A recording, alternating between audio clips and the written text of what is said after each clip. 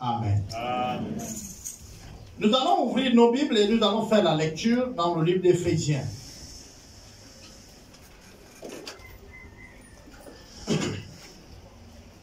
Éphésiens 1, c'est l'un des livres que j'aime bien, Éphésiens, et le chapitre que j'apprécie beaucoup, c'est Éphésiens 1. Et ceux qui savent que j'aime le lire, nous allons commencer la lecture à partir même du verset 2. Je vais lire, ensuite, vous aussi vous allez lire. Et nous allons commencer à comparer cette lecture au fur et à mesure. Que la grâce et la paix vous soient données de la part de notre Père et du Seigneur Jésus-Christ. Amen, amen. Amen. Le verset 3. Béni soit Dieu le Père de notre Seigneur Jésus-Christ, qui nous a bénis de toutes sortes de bénédictions spirituelles dans les lieux célestes en Christ. En lui, Dieu nous a élus avant la fondation du monde pour que nous soyons saints et irrépréhensibles devant lui. Nous ayant prédestinés dans son amour à être ses enfants d'adoption par Jésus-Christ, selon le bon plaisir de sa volonté, à la louange de la gloire de sa grâce qu'il nous a accordée à son bien-aimé. Amen, amen, amen. Amen. Amen. Amen. Quand je lis ce passage biblique, à chaque fois que je lis ce passage biblique, je me glorifie. Je deviens grand. Et je peux sauter de joie. Je peux comprendre où j'ai commencé et où je pars. Ce seul, rien que ce passage biblique, il bosse de ma vie chrétienne. Il me renouvelle, il me vivifie. Ce passage biblique que je partage avec vous, pour vous dire ce matin, retenez bien le passage et qu'il soit votre partage. Amen. Retenez-le pour toute l'année et si possible pour votre vie chrétienne avec Christ. Amen. Je vous assure, bien-aimés, qu'est-ce que le verset là dit? Qu'est-ce que les versets disent? Ils disent quoi? Il dit que la grâce et la paix vous soient données. C'est-à-dire le Seigneur dit, je viens en paix et que ma grâce se repose sur vous. Il parle donc à cette assemblée ce matin. Amen. Amen. Recevez donc cette grâce. Amen. Il dit qu'elle vous soit donnée par le Père lui-même. Hein? Et le Seigneur Jésus s'associe à ça pour que vous ne manquez de rien. Alors, il revient, il dit, béni soit Dieu le Père de notre Seigneur Jésus-Christ. Béni Dieu. Il dit, dis merci à Dieu. C'est ce que veut dire le verset 3. Il dit, béni soit Dieu le Père, c'est ça non? De notre Seigneur Jésus. Donc, dis merci à Dieu le Père. Dieu le Père. Le Père de qui? De Jésus. Mais je voudrais que vous compreniez une chose. Nous sommes en Christ.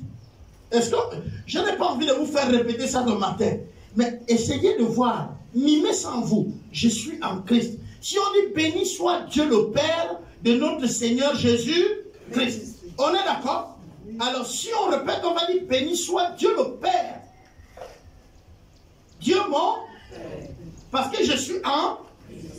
Donc je bénis Dieu mon Père. Ah, c'est bon? Je bénis Dieu le Père. De qui? De moi-même. Donc si je refais la phrase, je dis, je bénis Dieu mon Père. En un mot, je dis, mon Père, merci. Dis merci à ton Père, c'est ce que le verset là veut dire. Oh, on va reprendre. Béni soit Dieu, le Père de notre Seigneur Jésus-Christ. C'est ce qui est écrit chez vous aussi. En un mot, je reviens. Nous sommes en quoi? Depuis que nous avons connu Christ, nous avons lu dans le passage, dans le livre de Jean, au chapitre 1, à son verset 12 et le 13, que nous sommes devenus le quoi? Hein? Nous sommes devenus des enfants de Dieu, lesquels ne sont pas nés de la chair, ni du sang, ni de la volonté d'un homme. On est d'accord? Donc nous sommes les enfants de qui? Nous sommes les enfants de Dieu, le Dieu créateur du ciel et la terre. Vous savez, il y a ce qui est écrit dans la Bible, mais qui est déjà en s'accomplissant, n'est plus pareil. On dit, Dieu, le Père de son Jésus, Dieu n'a qu'un fils unique. Hein, non? Dieu n'a qu'un seul fils unique, c'est que tu n'es pas. Dieu n'a plus de fils unique. Hein? Dieu a une multitude de fils et de filles. Amen. Amen. C'était un fils unique. On lui a appelé la graine.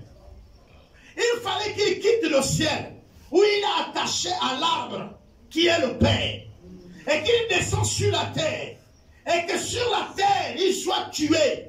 La graine meurt, et qu'on la jette à terre, et qu'elle pousse, et qu'elle se reproduit plusieurs. Amen. Oh, vous comprenez cette révélation? Amen. Dieu a un fils unique, c'est Jésus. Mais pour que Dieu gagne le monde, il faut que son fils pose certains actes, fait certaines choses qu'on a appelées le rachat.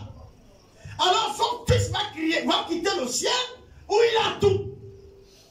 Il descend sur la terre des hommes. La graine pousse où? Sur la terre, non? Mais comment la graine va sur la terre? Comment elle va? Par la main des hommes. Par la main des hommes. Et il est écrit que les hommes vont l'attraper. Ils vont le tuer. Et ils vont l'enterrer. C'est par la main des hommes que la graine va au sol. Hey. C'est bon là? Et ce n'était pas n'importe quel homme qui met la graine. Il n'y a que les cultivateurs, n'est-ce pas, non? Même si aujourd'hui on les a changés plusieurs noms. Mais lui, il faut qu'il soit sacrifié. Donc c'est le sacrificateur. C'était le temple. C'est le temple qui doit tuer Jésus. Pour que le Père reçoive le sacrifice, il faut que le sacrifice soit donné par le sacrificateur. Un païen ne pouvait pas venir tuer Jésus. Hey, c'est bon? Amen. Il y avait les sacrificateurs. Jésus dit, il est l'agneau de Dieu qui ôte le péché du monde. On doit le donner en sacrifice pour que le péché soit ôté, soit enlevé. Est-ce que vous comprenez maintenant? Je prends tout ça pour que vous compreniez. Mais Jésus, lui, il est l'agneau. Mais il faut le sacrificateur. Mais le sacrificateur, c'est toi, l'église. C'est le sacrificateur de l'époque. C'est pourquoi il n'est pas venu abolir la loi, mais il est venu l'accomplir. Le sacrificateur devait donner le sacrifice. Aïe, aïe, aïe. Il faut être aux enseignements, hein, vous ratez beaucoup. Le sacrificateur donne le sacrifice et Dieu le reçoit. Pourquoi? Vous connaissez l'histoire quand on va rejeter Saoul. Saoul était roi, mais il n'était pas sacrificateur. C'était Samuel qui était sacrificateur. Et avant d'aller en guerre, il faut qu'on consulte le roi de Dieu. Lui, il vient consulter, il donne les instructions de Dieu. Alors, on doit donner un sacrifice à Dieu. Saoul, en tant que roi, il était gonflé d'orgueil. Parce qu'il attendait le pasteur, le sacrificateur Samuel. Et Samuel était en retard. Samuel venait, mais il était en retard. Alors le roi va dire, attends, on va rester là pour attendre un pauvre vieillard qui est... Amenez-moi la bête, je la sacrifie. Je suis quand même le roi ici. Est-ce que vous comprenez? Il a sacrifié. Et Dieu n'a pas honoré à ça. Son acte a amené à ce que lui, il soit ôté de son positionnement de roi. Parce qu'il est quitté le roi lui-même pour aller jouer le rôle de sacrificateur. Est-ce que vous savez que beaucoup d'entre nous sont en difficulté parce qu'ils font ça? Vous convoitez la place d'un autre, même dans l'église. Dieu t'a appelé à prêcher. Mais comme tu vois que l'autre prophétise, tu deviens maintenant prophète. Tu es sûr? Et il a fait ça. Et comme il n'était pas sacrificateur, Dieu a pu et simplement éloigner son sacrifice. Et comme il a voulu insister, Il a dit, on va maintenant, on ne consulte plus Dieu, allons consulter les divins. Il y a les gens qui lisent aussi l'aventure, qui peuvent nous dire ce que Dieu dit. On n'a pas besoin de consulter Saoul. Il allait consulter les marabouts. Et les marabouts lui ont dit, tu vas mourir. Il pensait que c'est faux. Le serviteur de Dieu est venu lui dire la même chose. Il est allé en guerre et il est mort. Il s'est déguisé. Il a dit, je vais donc m'habiller d'une autre façon. Il a pris les vêtements du roi. Il a donné à un autre. Pour dire que quand on va viser le roi, lui là, il va mourir. Et non moi. Mais les vêtements du roi n'est pas le roi. La flèche connaissait là où le roi était. Hein non?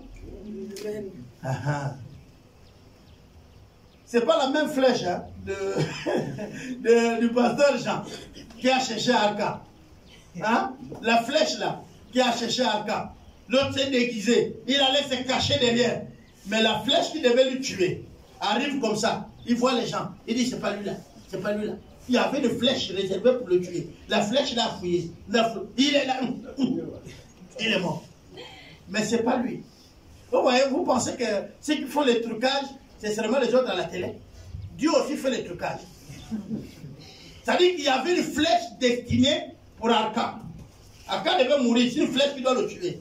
Mais Arca s'est déguisé, il s'est mis derrière le peuple. Mais il y a eu la guerre. Mais une flèche s'est détachée de nulle part. Lui a trouvé là où il est caché. Donc quand les gens sont revenus pour dire on l'a caché ici, ils l'ont trouvé mort.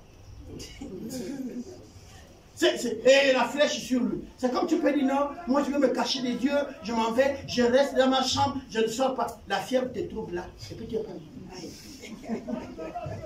On ne peut pas se cacher des dieux. Alléluia. On ne peut pas se cacher des dieux. Même tu es là, tu as soif, tu veux boire l'eau, tu bois, ça s'arrête là. Et puis parti. Tu ne peux pas te cacher des dieux. Vous savez parfois, depuis un temps, Dieu me fait voir que l'homme n'est rien. Ça ne fait pas une semaine, il me disait, Albert, quand tu sais faire du bien, fais du bien. Si tu peux faire quelque chose pour l'autre, fais-le. Regarde, ne jalouse pas les gens, c'est rien. Le terrain que tu habites, un autre a habité là, un autre habitera après toi. Regarde, Dieu est en train de me faire voir des choses. J'ai compris que vraiment la vie n'est rien, les bien-aimés. La vie n'est rien. La vie n'est rien. Eh oui, malheureusement, les hommes se donnent la peine pour ça. J'ai béni Dieu le Père, Dieu mon Père, qui m'a béni de toutes sortes de bénédictions spirituelles dans les lieux célestes en Christ. Qui m'a béni, Dieu m'a béni de toutes les bénédictions spirituelles. Or, la bénédiction est d'abord spirituelle avant qu'elle soit matérielle.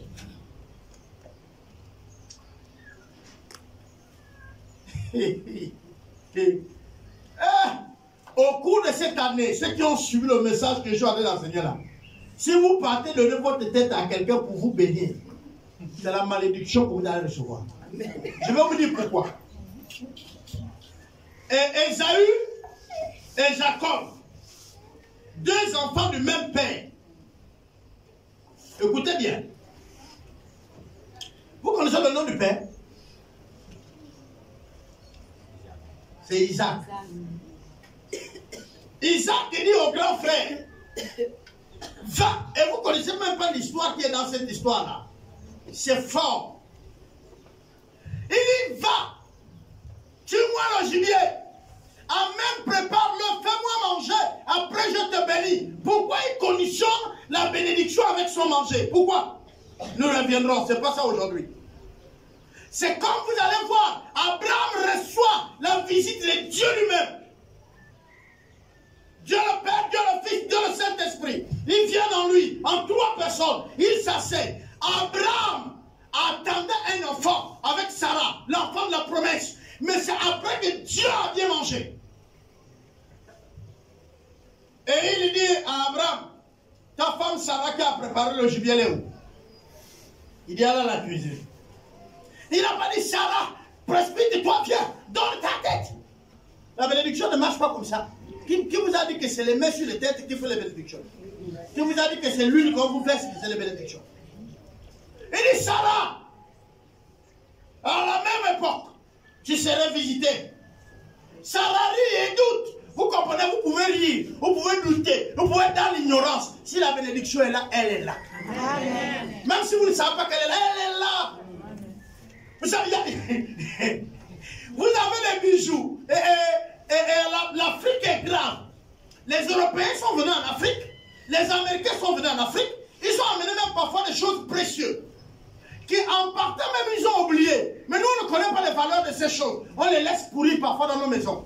Mais regardez les autres aux États-Unis et tout. Il vient présenter un tableau. On lui dit, ça équivaut à 3 millions. Est-ce que vous comprenez ça? Mais parce qu'ils connaissent la valeur. Nous, ici, c'est que ton père t'a laissé. Ça pourrit. Hein? Parfois même, tu sors ça de la maison. Les vieilles trucs comme ça. Tu ne connais pas la valeur. Hein? On ne connaît pas la valeur. On connaît pas.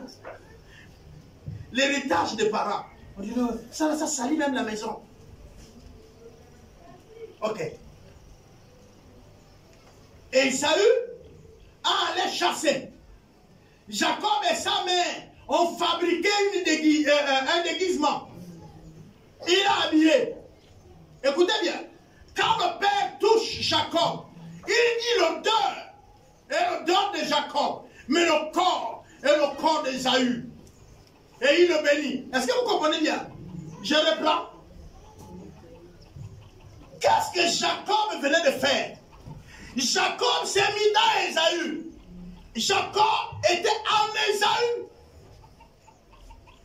Quand vous êtes en Christ, quand vous vous approchez de Dieu, il sent votre odeur, celui qui vous a créé. Il reconnaît que ça, oui, ça c'est Papa Alphonse. Hein? L'odeur là, c'est pour Papa Alphonse. Mais quand il touche, il dit, je vois Jésus. Est-ce que vous comprenez? Et il bénit. C'est pour, vous êtes rentré dans la présence de Dieu en Christ. Pas vous-même, en Christ. Il faut vous revêtir de Christ pour rentrer à la présence de Dieu. Donc, Esaü, pour avoir la bénédiction du Père, Jacob, il a fallu qu'il habille Esaü. La mère a pris, parce qu'on dit qu'il était velu, hein, velu sur le corps. On pouvait toucher les poils sur ses mains et son corps. Et la mère savait ça. Donc la mère, en tuant le mouton, a pris la peau du mouton, a habillé Jacob. A habillé, pourquoi? Parce que le père Isaac était déjà vieux. Donc, son toucher était sensible. Quand il touche le corps de l'enfant, il voit que oui, il y a des cheveux. Il dit, ça c'est le corps d'Esaü. Mais l'odeur, c'est pour Jacob. Il se doute de quelque chose. Mais voyez-vous, il se doute. Mais il a ses deux enfants dans un. Je ne sais pas si vous comprenez. Alors il dit, la bénédiction ne peut pas rater. Il y a les deux là au même moment. Et il proclame la bénédiction sur eux. Dès qu'il a fini, Esaü est venu. Esaü allait préparer. Et Esaü a amené. Est-ce que le père a refusé de manger? Non, il a mangé. Après manger, le fils lui dit, bon maintenant bénis-moi. Il dit, hé Esaü, toute la bénédiction, je l'ai déjà déversée à ton frère. Comment il a reconnu que c'était son frère? La promesse de Dieu disait, quand la mère était allée consulter Dieu, parce qu'elle avait des douleurs dans le ventre, et quand elle allait consulter Dieu, Dieu l'a dit, il y a deux nations dans ton ventre. C'est pourquoi ils se font la guerre. Mais le premier va être le serviteur du petit. Et donc quand la mère met au monde le premier enfant, il savait que lui là, il est l'aîné, mais il est le serviteur. Quand il met au monde le deuxième, il sait que la promesse se repose sur lui. Pourquoi? Mais parce que Dieu lui avait dit. Et c'est ce que Dieu dit qui s'accomplit, quelles que soient les circonstances. Amen. Ce qu'il dit, il travaille pour l'accomplir. Et il a dit quoi? Ici, il a dit quoi? Il dit qu'il nous a bénis de toutes sortes de bénédictions spirituelles dans les lieux célestes. Et il continue. En lui, Dieu nous a élus. Avant quoi? Donc, avant que le monde ne soit, j'étais. Mais je n'étais pas pour faire le nombre sur la terre. J'étais un élu, un choisi, un appelé, un racheté, un mis à part, un consacré. Pour faire quoi? C'est que je fais le matin avec vous, prêcher l'évangile. Donc si vous me dites, frère, tu n'as pas fait l'école, tu n'as pas appris, je vais rire. Je vais rire pourquoi? Parce que c'est que Dieu a décidé de moi. Si ça devait passer par là, j'allais le faire. Mais sur ma ligne, ça ne devait pas. Qu'est-ce que je veux dire? Il y a ceux qui vont apprendre et qui vont prêcher. Il y a ceux qui ne vont pas apprendre. Dieu prend tout ça pour confondre ceux qui se disent intelligents. Est-ce que vous comprenez? Tu te dis intelligent, tu prêches. Tu n'es pas intelligent, tu prêches. Tu vas te voir grand à quel moment? Tu comprends qu'alors nous tous nous prêchons par Jésus. Alors je ne suis pas plus grand que l'autre. Ni l'autre plus grand que moi.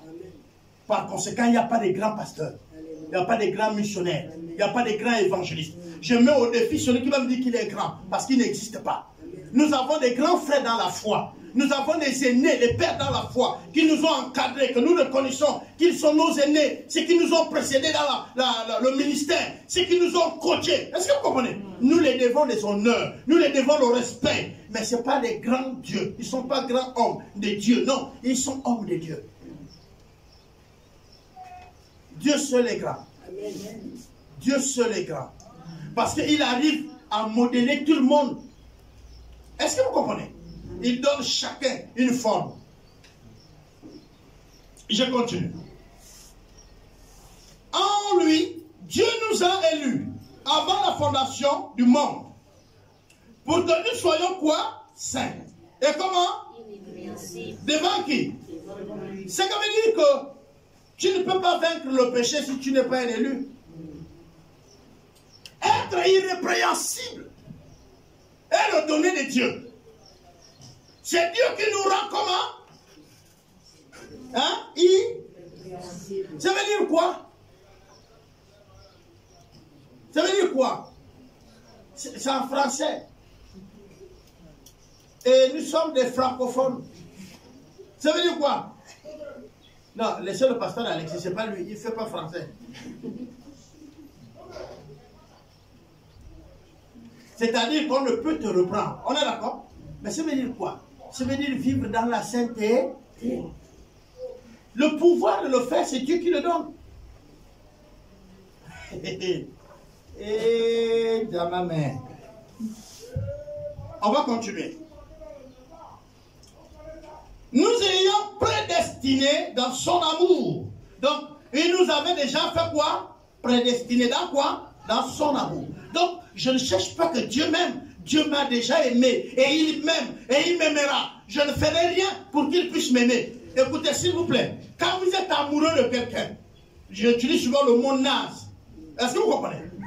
Tout ce qu'il fait, même ça vous charme. Est-ce que votre enfant t'a déjà dit, papa, je suis amoureux? Et puis essaie de le contrôler. Ta fille ou ton fils est venu te voir. Il dit, je vais me marier. Je suis amoureux. Écoute, il y a une façon de parler avec l'enfant là maintenant. Quand il t'a déjà dit, je suis amoureux, tu lui dis, maman ou papa, assieds-toi. Calme. L'amour est déjà là. L'amour, quand vous allez dans Psaume et Cantique, il dit, c'est comme un feu. Donc là, vous voyez le gars, là, il y a la flamme. Il brûle là. L'amour. Donc, je lui dis, calme-toi. Mais ne parle pas chercher l'eau. Parce qu'il y a des feux où l'eau ne va faire que augmenter. Là, tu lui dis, bon, calmement. Calme. Tu penses que je peux t'aider comme avec ton amour? Bon, est-ce que comme ça, on ne peut pas faire comme ça? Comme ça, on ne peut pas faire comme ça. On a juste, non. Mon fils ou ma fille, on ne peut pas faire comme ça parce que ça ne répond pas à ça. Ça répond à comme ça. Si on peut le faire, non, moi. Tu dis non. Ça là, si tu fais comme ça, le feu là va s'éteindre vite là-bas. Il faut nous montrer aussi les dangers. Est-ce que vous comprenez? Oh, on va gêner 3 jours. pour que Dieu nous donne la révélation. Ça, c'est un jeu où vous-même, vous allez faire. Moi, je ne fais pas ça. Je vais manger des babous bien comme ça. Même si vous proclamez ça à l'église, là, le jour là même, je serai ici à 14 h et je paye le plat emporté là-bas. Je viens ici. Quand vous venez pour couper le jeûne, vous trouvez le pasteur lui-même. Il est là avec la banane frite, poisson à la braise. Là, je ouvre le paquet, il est chaud, je laisse dégager les odeurs. Et vous priez, je dis seulement Alléluia. Pourquoi? Pourquoi? Mais parce qu'il y a des choses que Dieu nous a déjà données. On ne demande pas ça, on cherche à connaître où est ma part. Demandez à un enfant qui sait que quand sa mère prépare et qu'il vient à midi de l'école, le repas est là. Est-ce que vous comprenez? Bon, vous lui dites non, quand il revient de l'école, bon, tu lui dis papa, pour que maman puisse te donner, il faut qu'on jeûne. L'enfant va te dire papa, oui, je connais là où maman cache ma nourriture. Donc je ne vais pas jeûner pour trouver ma nourriture. Il va aller direct prendre sa nourriture là où maman cache. Toi qui jeûnes, c'est parce que tu ne sais pas où ta nourriture on laisse. Mais la première chose, c'est de demander est-ce que tu es fils ou fille. Parce que si tu viens dans la maison d'autrui et que tu veux manger, tu connais qu'on laisse la nourriture. Tu as le risque même qu'on te met dehors. On est d'accord?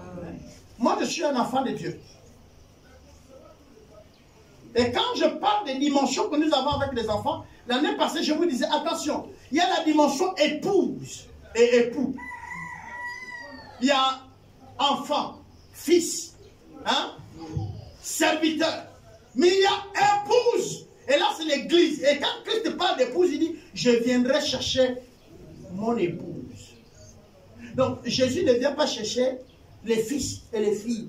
Il vient chercher son épouse. C'est une autre dimension. Il faut grandir. Il ne faut pas rester au niveau d'enfant. Il faut grandir. C'est-à-dire, c'est la relation qu'on va développer. La relation d'épouse et d'époux. C'est comme la relation d'un mari et sa femme. Vous connaissez les femmes qui font les grèves pour que le mari lui paye les tissages. Par exemple, les fêtes là. Eh non? Il y a eu les bagarres au quartier, non? Ça, c'est une femme qui ne connaît pas ses droits. C'est une copine dehors. Mais une femme qui connaît son mari, qui sait de quoi son mari est capable, elle sait que mon mari pourvoira mes besoins. Il suffit que je lui en parle. Je ne sais pas si vous comprenez. Et quand tu arrives à cette dimension de la relation avec le Seigneur, d'époux et d'épouse, tu ne cries pas. Tu ne cries pas. Parce que tu sais que tu es l'épouse et lui il est l'époux. Alors il doit pourvoir à tes besoins. Alléluia. Je rentre plus dans les grèves. C'est quoi ça? C'est quoi quelle vie chrétienne nous sommes en train de vivre aujourd'hui? Oh, j'ai le marteau. Tu vas te casser un bras. Moi je travaille avec les marteaux. Vous connaissez quand un marteau rentre quelque part et il vient? Jeune marteau. Laisse le marteau revenir au tibia. Le jeune là, tu vas couper ça à midi.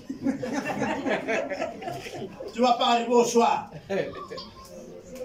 Tous ceux qui font des jeunes qui ne comprennent pas, je prie que leurs voisins préparent la bonne nourriture au moment où ils sont en jeûne. Et surtout les repas qu'ils aiment. Et que le leur se déverse plus chez eux. Au cours de cette année, vous allez voir. Tu dis, Seigneur, ça vient.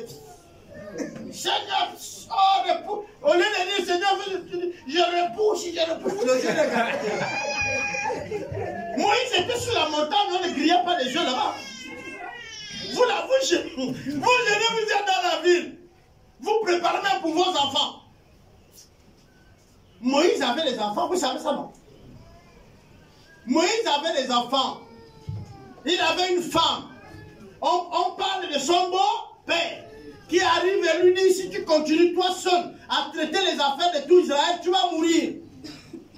Nombre de conseillers, n'est-ce pas? Comment on l'appelle? Jétro.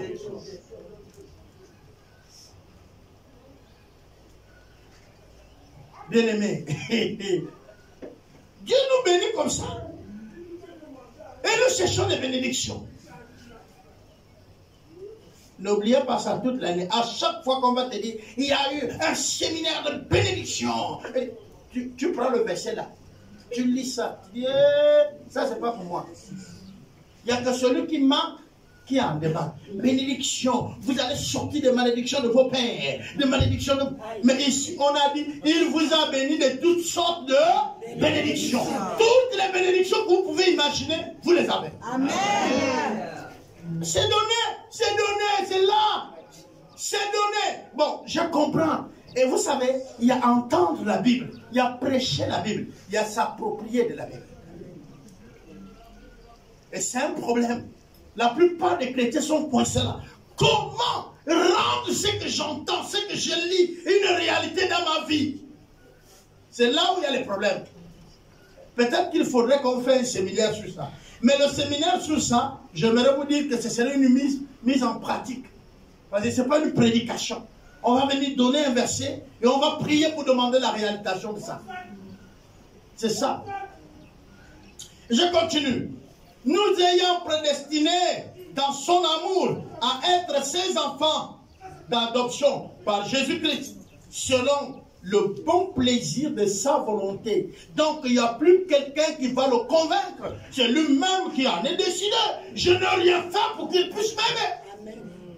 Celui qu'on peut aller convaincre ou corrompre, c'est s'il y a quelqu'un qui lui a demandé de t'aimer. Si quelqu'un lui a demandé de t'aimer, il va dire, si tu blagues, je lui dis, te fous dehors. Mais c'est lui-même, il me voit passer. Il a vu certains dans l'air moussoukou. Parce qu'on dit, Dieu a manifesté son amour envers nous avant même que nous devenions chrétiens. Est-ce que vous comprenez? Et on dit ici, avant que le ciel et la terre ne fût créés, il nous avait déjà choisis.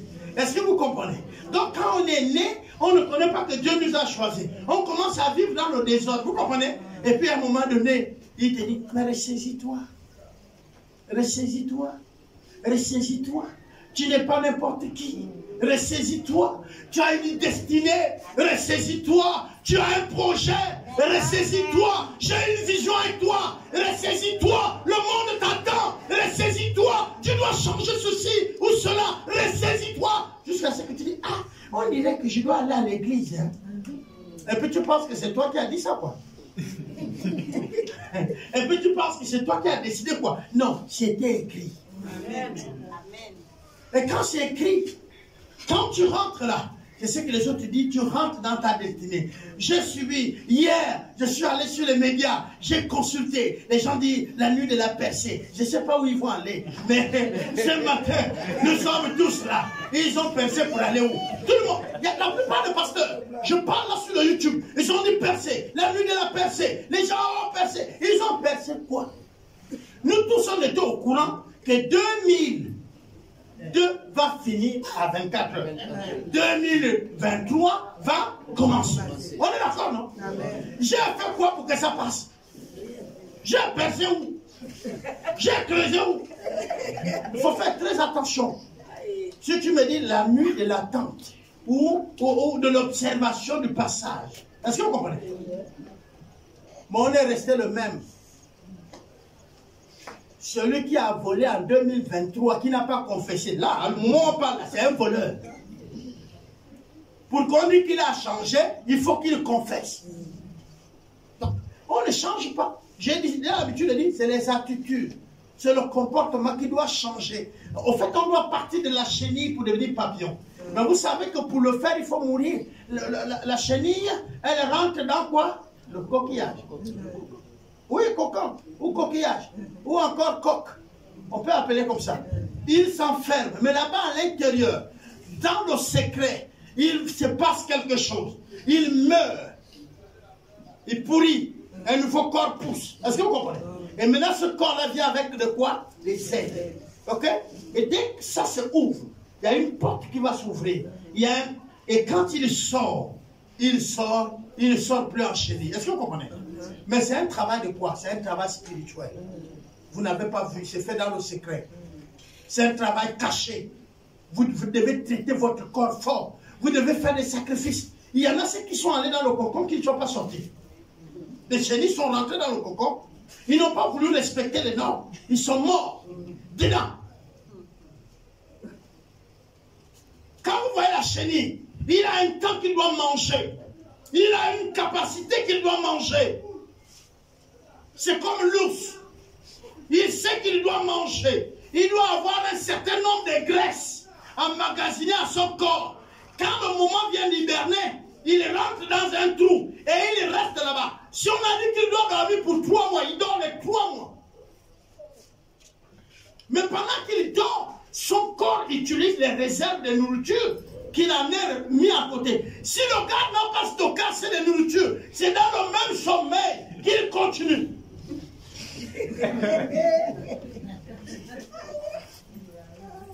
Est-ce que vous comprenez?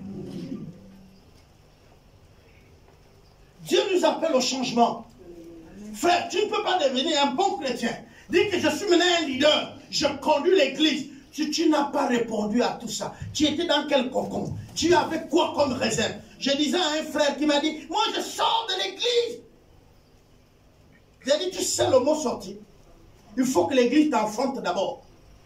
Et, vous m'avez compris? Il faut que l'église tombe enceinte de toi. Est-ce que l'église est d'abord tombée enceinte de toi? Ah ah.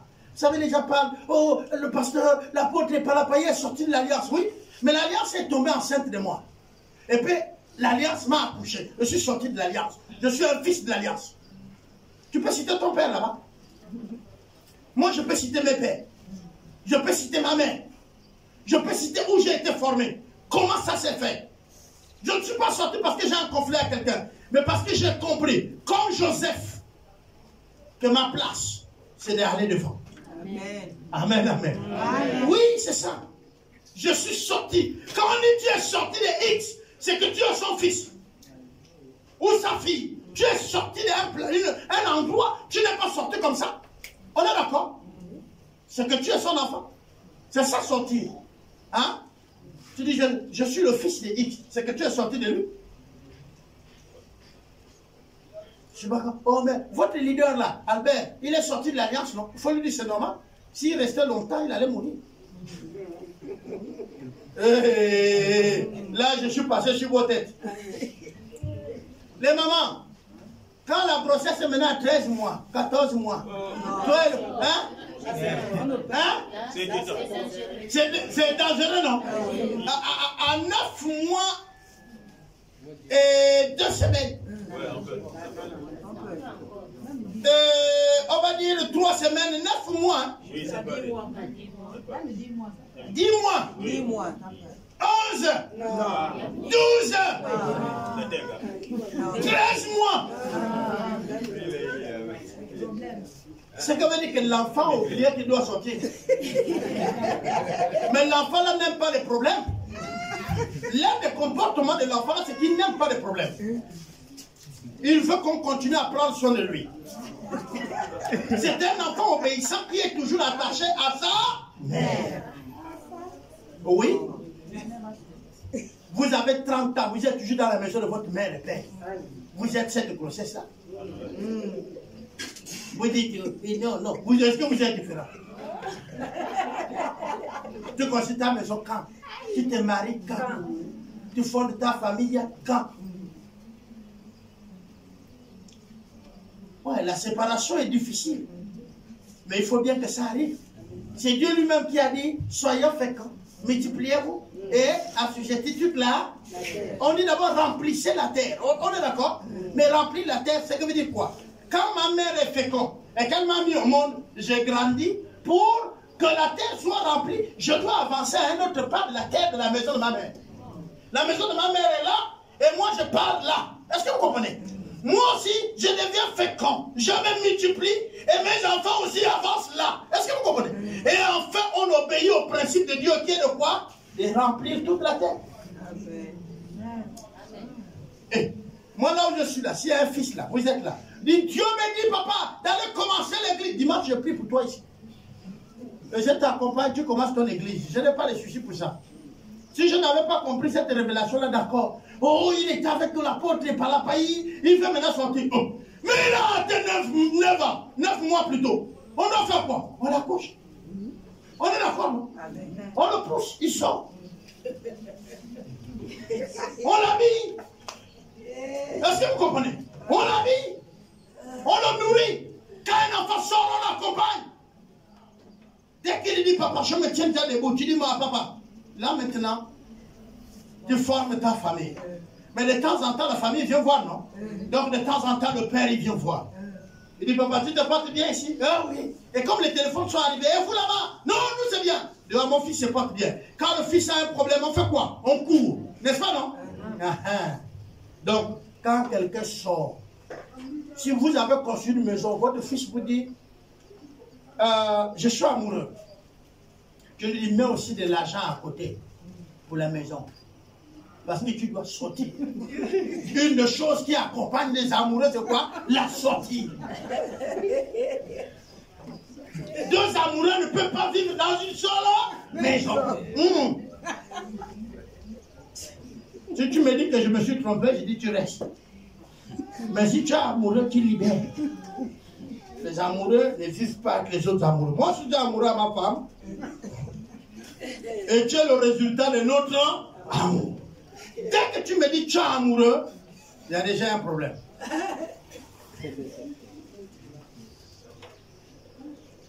Je peux vous donner également Galates 5, 22. Vous le connaissez, vous allez lire ça. Mais je vais continuer ici plus bas avec le verset qui dit à la louange de la gloire de sa grâce qu'il nous a accordée à son bien-aimé. Donc, c'est la grâce nous est offerte dans sa louange. En fait, nous sommes sauvés pourquoi? Il nous remplit de bénédictions et tout le reste, mais ensuite, il nous place pour que nous soyons des sujets de louange. En un mot, quand je marche, on doit louer Dieu. Ce que je fais doit amener les gens à louer Dieu. Amen, amen. Amen. Ce que je fais doit amener les gens à louer Dieu. Bon, ce n'est pas nécessaire. On sait aussi qu'il y a d'autres, même si tu fais bien, ils ne te diront jamais qu'ils sont bien. Et j'ai commencé par là. Ça, c'est les mauvais. Vous savez, il y a les mauvais. Hein? L'autre a payé le véhicule. Il faut avoir un bon cœur pour dire gloire au Seigneur. Que maintenant, mon frère, ma soeur ne marche plus à pied, il a payé un véhicule.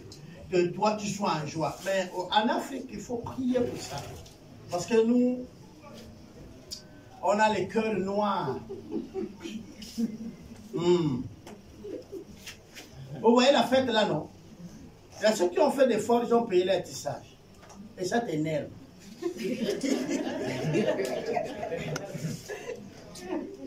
Il a mis son tissage, mais c'est toi qui es énervé. Mais tu vas mourir, cadeau. Les maladies que les chrétiens ne doivent pas souffrir, c'est quoi? Je sais qu'il y a le stress post-travail, il y a le stress qui peut poser, il y a l'alimentation qui peut poser aujourd'hui des problèmes de tension. Donc, de ce qu'on appelle la tension artérielle, je sais. Mais la plupart, c'est la haine. Tout le temps, tout ce qu'il voit au quartier sur les autres le rend tendu.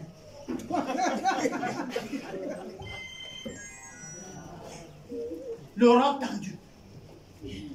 Et parfois même, d'autres se mettent à frapper leurs enfants.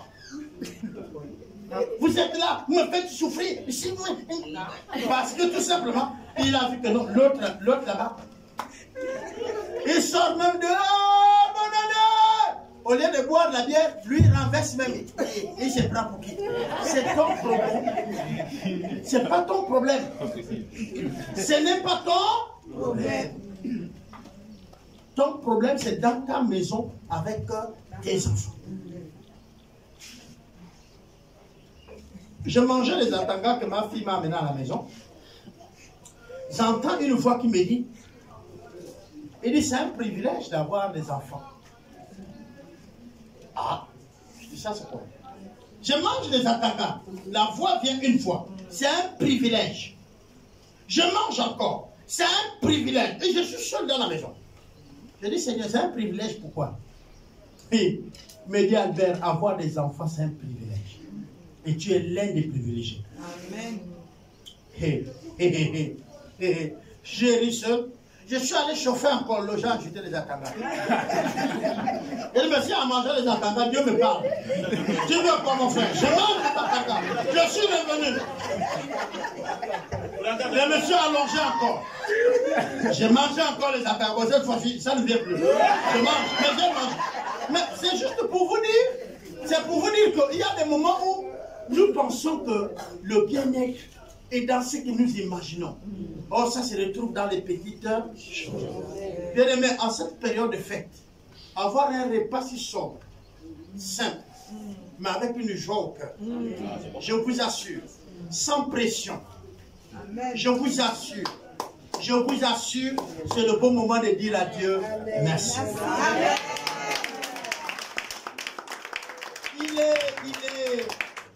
Je ne sais pas, mais depuis la semaine passée, avec Dieu, il y a quelque chose entre lui et moi. Je vous dis déjà qu'il me présentait, il me montrait que la vie est simple. La vie est simple.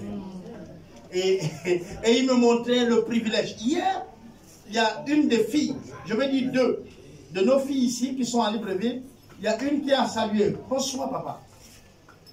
Juste, elle n'a pas dit les vœux, parce que tout le monde attend, tu vois, 24 heures là. Et elle a dit bonsoir papa, j'ai dit bonsoir. J'ai pris mon téléphone. J'ai commencé à leur dire ce que Dieu m'a dit. Et je lui ai dit, c'est un privilège pour moi d'avoir des enfants. Je ne demande pas de bénédiction pour vous, parce que vous avez déjà des bénédictions. Et ce matin, ce serait pareil. Je ne vous dirai pas soyez bénis, parce que vous êtes bénis.